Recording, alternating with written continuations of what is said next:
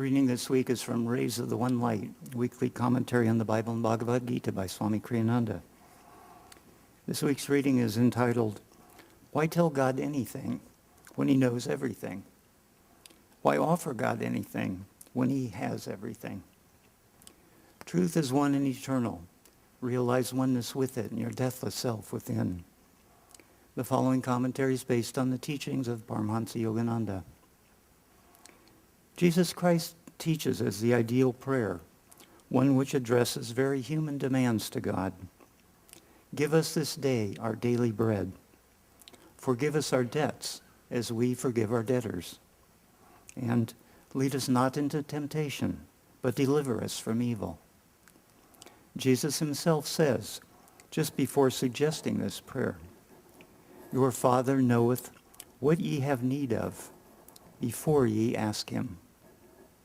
Why then his recommendation that we pray for anything? The answer is that we should offer ourselves up in acceptance of his abundance. Don't pester God as though pulling constantly on his sleeve to get his attention. Approach him with the confidence of a child and its parent. And in that spirit, then, ask him lovingly, but with complete trust, as though demanding your birthright, and without the slightest doubt in your mind that he wants only your best. For you don't have to persuade him the way a beggar or a stranger might. You are his own child. God knows everything already. He knows what is in your heart.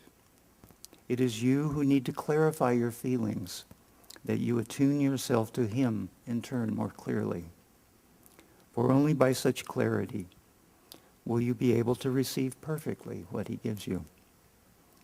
For the same reason, we need to offer ourselves to him, not because he needs anything from us, except, as Yogananda said, our love to complete his love for us, but because by self-giving, we expand our awareness from its confinement in the little ego outward to infinity. Those who partake of the nectar remaining after a sacrifice, says the Bhagavad Gita in the 4th chapter, attain to the infinite spirit. That person, however, who makes no sacrifices, never truly succeeds in enjoying even the blessings of this material world. How then could he attain happiness in subtler realms? Thus, through Holy Scripture, God has spoken to mankind. Om, Om, Om.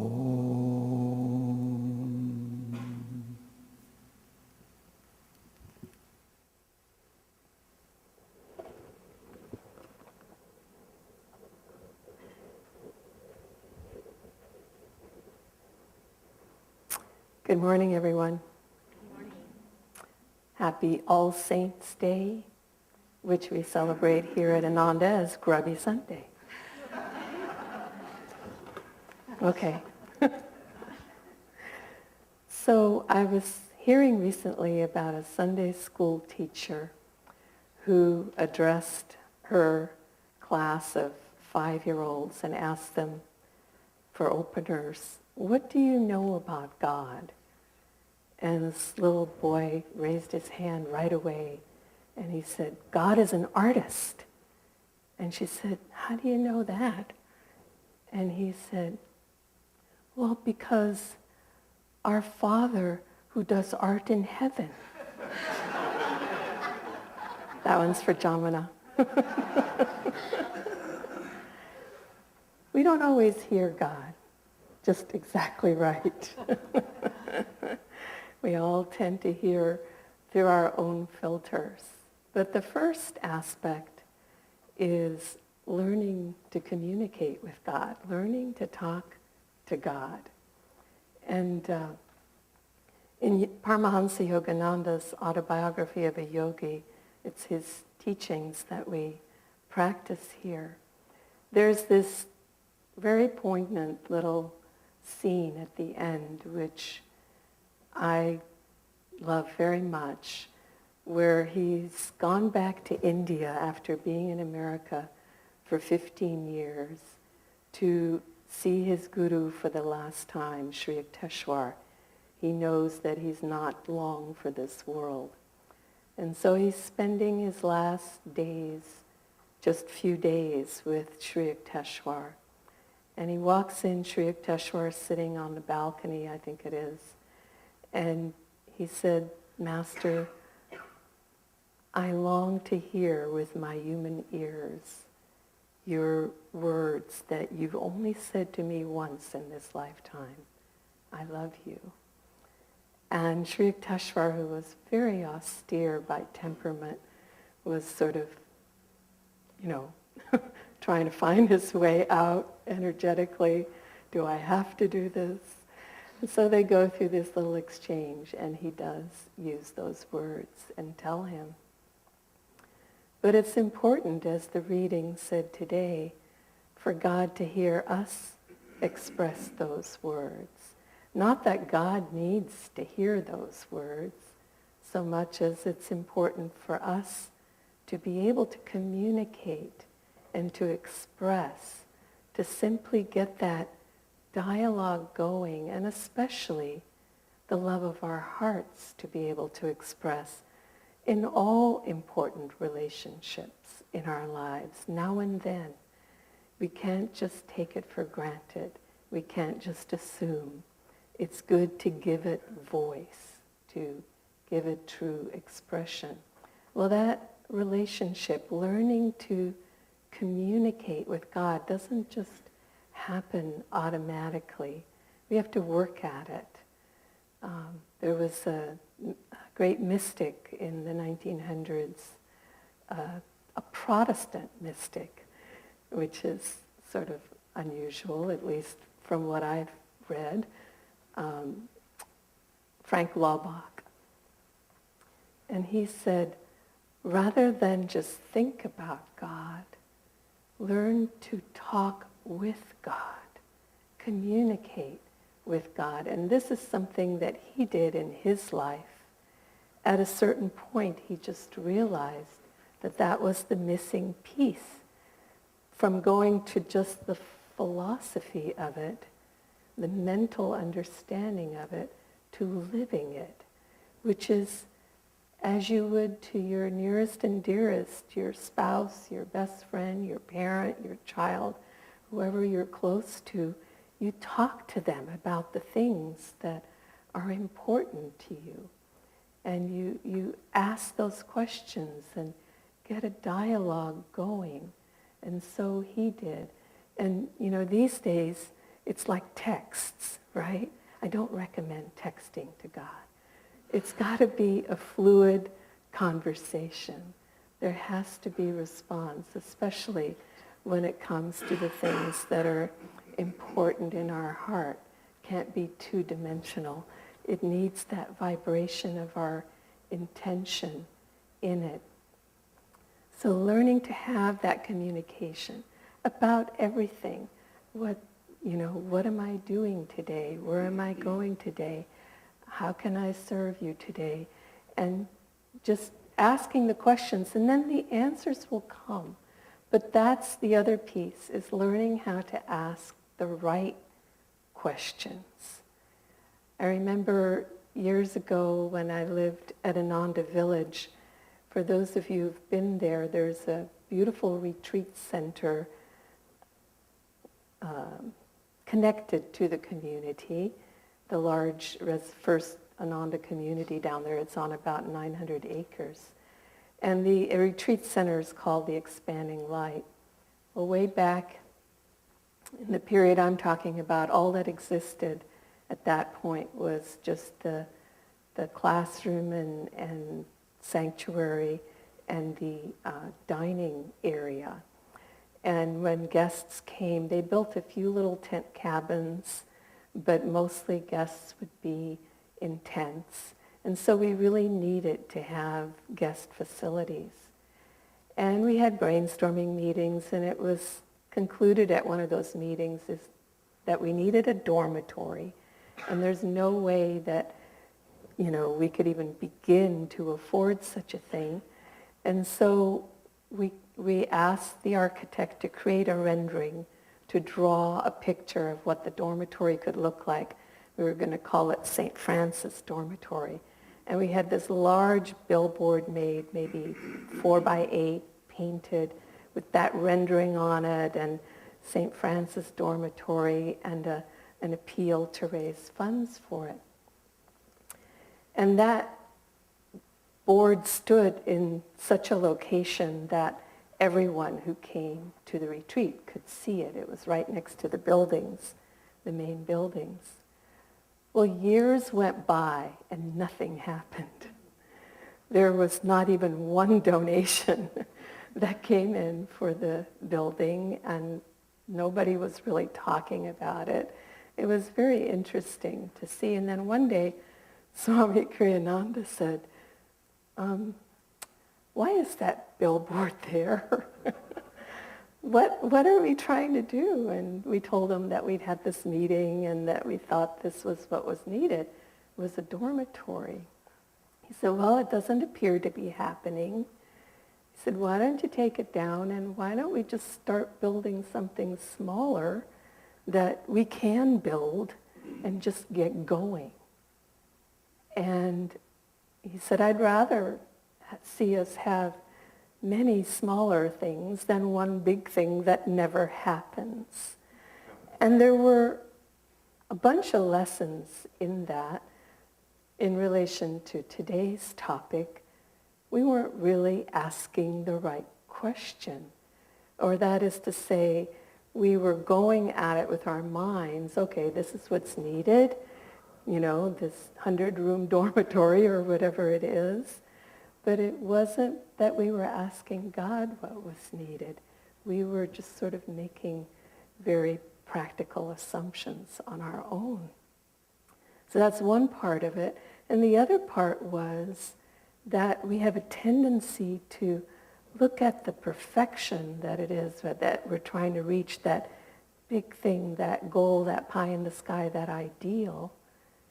And we're over here somewhere, and there's no way to sort of get there except by taking steps. And so I learned that many times in working with Kriyananda through the years.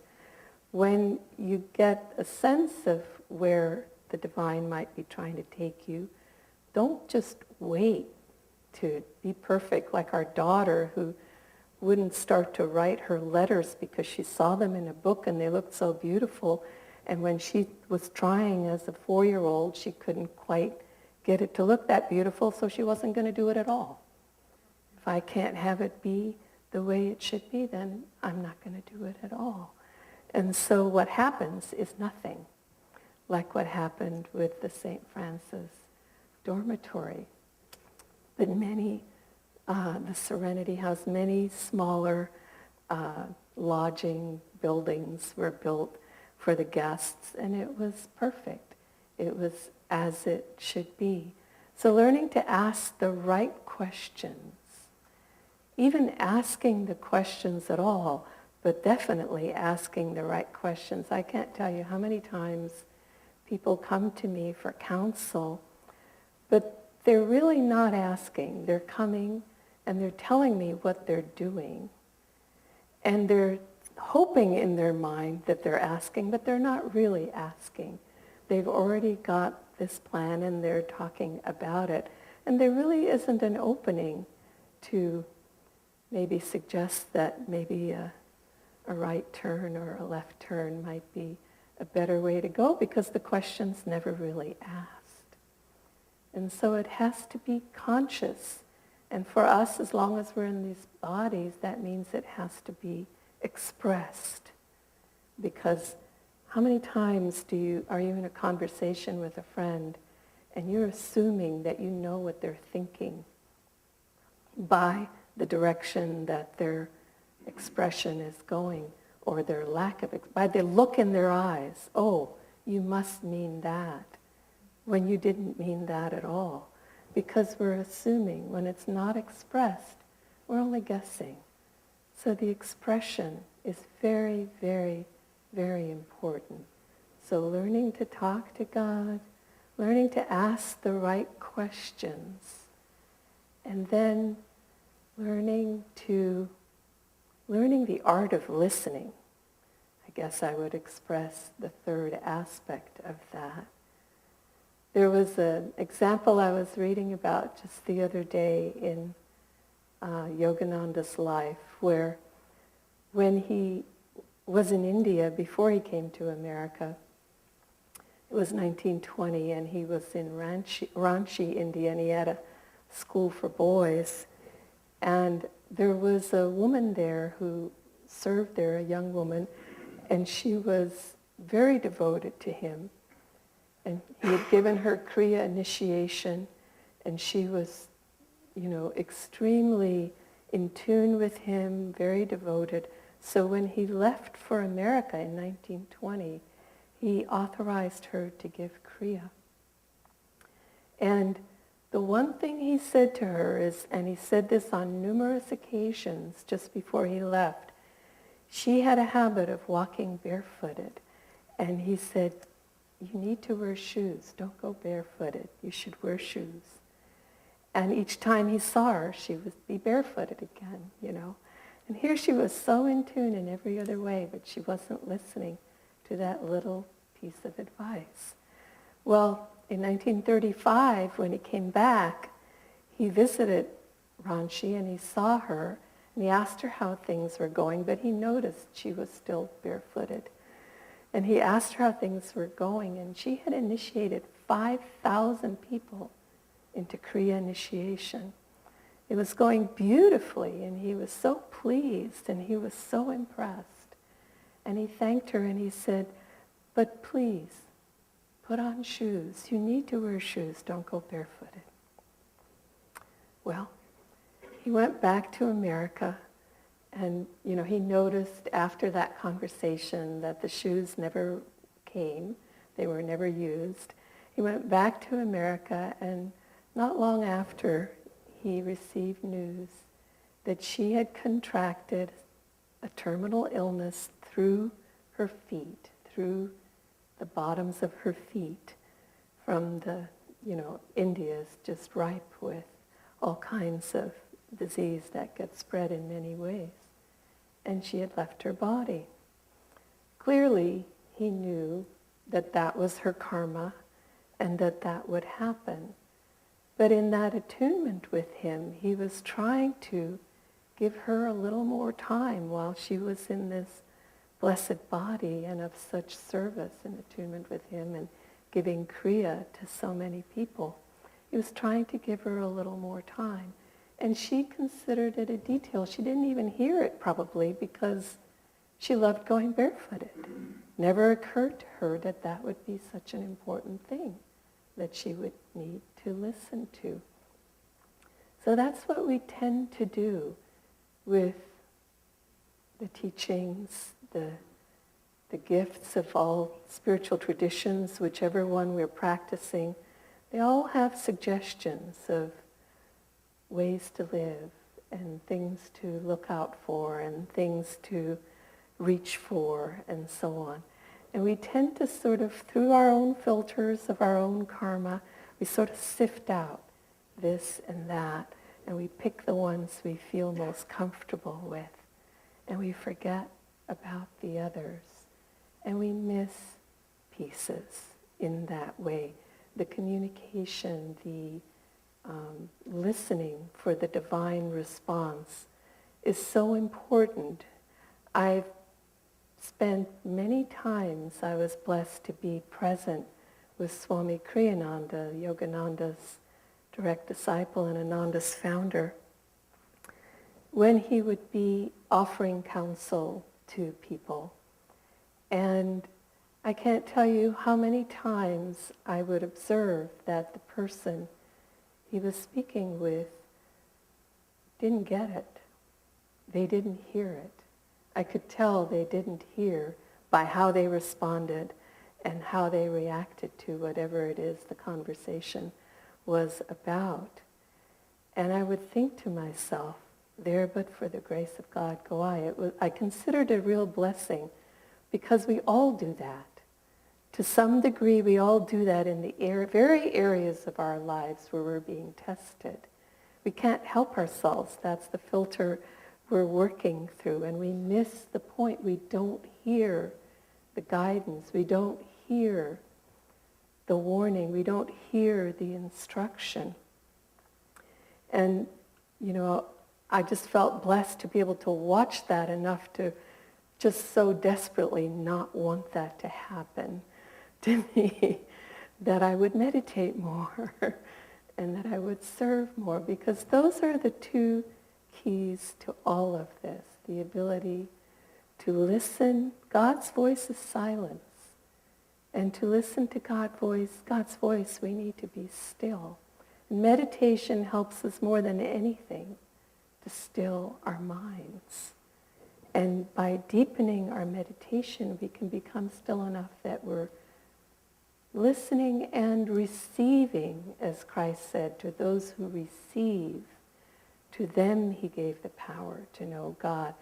You can be, as Yogananda said, you can be the rat on the hillside near his hermitage, and you won't necessarily progress spiritually because you live near his body. There needs to be a listening, and there needs to be a receptivity. And that can come through meditation, longer, deeper meditation. And the other twin aspect of that is selfless service. Because the ego has to get out of the way, and there's no technique more powerful for ego transcendence than selfless service, practicing the presence of God. We get out of ourselves, and when we look for the divine in another person. That's why, in our Sangha, there's thousands of ways to be of service, and it's not because there's such a great need and it just all has to happen today. It's because it's for us. It's for us to be able to have the opportunity to practice the presence of God, get out of our own egos when we do it properly, as consciously as karma yoga. And then in that process, our ego becomes more and more transparent, transcendent. Our mind becomes more still. And then we see that divine hand in absolutely everything. Not just that happens in our lives, but in all life.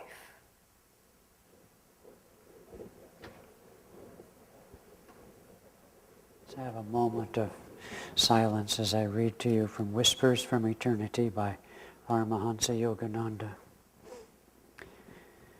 No more shall my consciousness remain bottled in this little vessel of flesh corked with ignorance. No more will I remain moving through the sea of cosmic consciousness, night and day, years, decades, and how many incarnations, so close yet never able to contact thy sea. Through the bursting vibration of cosmic sound and the surging of thy holy name, I have removed the cork of ignorance which so long separated me from thee, though we lived together so closely. Now my body consciousness will meet thy all-surrounding, all-pervading consciousness.